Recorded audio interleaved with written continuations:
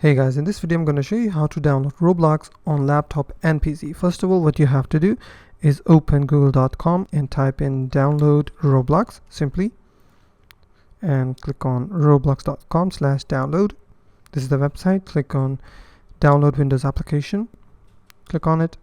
Now it will download an installer file or exe file on your computer. Just click on the exe file. As you can see, the Roblox is now installing on my PC. There's another way to install Roblox. Simply type in Microsoft Store, open Microsoft Store, type in Roblox on the search bar,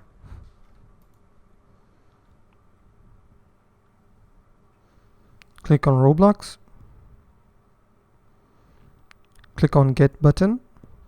Now Roblox will start to download on your PC, and that's basically how you can download Roblox on laptop and PC. If you find this video helpful, please hit the like button and don't forget to subscribe.